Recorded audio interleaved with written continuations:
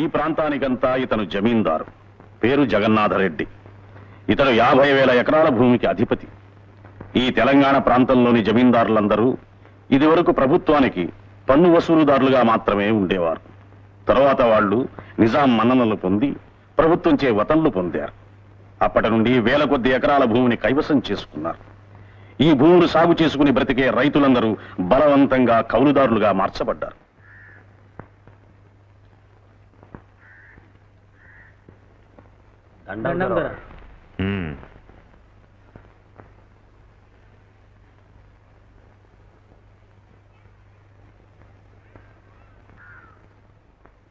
ఏమయ్యా లక్ష్మణరావు, ఆ వస్తువులు ఎందాకొచ్చినాయి?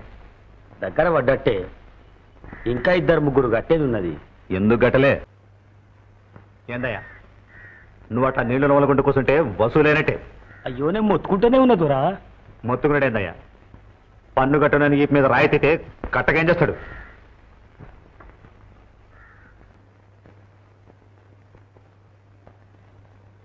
వచ్చిండు దొరా. దండం పెడుతుందరా. వంగంగ దండం పెట్టంగా నేను ఆదిరా ఊర్లంగమండ కొడక. పన్నెవడు కడతాడు అనుకుంటేవిరా? నీ పెండ్ల మెండడు కడతాడు అనుకున్నావురా? కట్టకుండా తప్పుతుందా బాంచను? పంట ఏటమటమాయ గాని. అరే బద్మాష్ మొండా కొడక, ఆ బట్టె బాజీ మాట్లాడి నాకు చెప్పకురా. పంట ఎటమటమైతే నిజాం సర్కారుకుంటా ఆదిరా. దొరా, నీ బాంచను అంబటాల వరకు ఉన్నది లేనిది అమ్మి తెచ్చి కట్ట దొరా. పో బద్మాష్, ఇవాళ కట్టకుంటే కాలు చేతులు ఇరుతాయి. పో పేపో.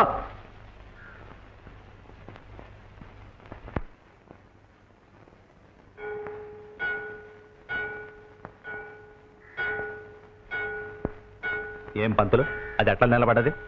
ఏందే బెల్లం కొట్టిన రాయి లెక్కనలో పడ్డావు? ఏ సంగతి చెప్పరాదు? ఏం చెప్పాలి దొరా? ఆడు చచ్చి ఎట్లా ముంచిండు. నా బిడ్డకు నాకు ఏదైనా తోవ చూసి చచ్చినా బతికినా నీ కాళ్ళ కాడనే పడుంటాం. ఎవల అదృష్టంలో ఎట్లా రాసి ఉంటే అట్ట అవుతుంది. మనం ఆగమంటే ఆగుతా? చూడు, ఓ పని చేయి, పిల్లని గడిలో ఉంచు, దొరసాని చేతి కింద ఉంటుంది. ఇక నువ్వైతే ఏదో కూలి నాలు చేసుకుని బతుకుతావు. పంతులు, నేను చెప్పిన కాగితాలు తీయమంటే కదా.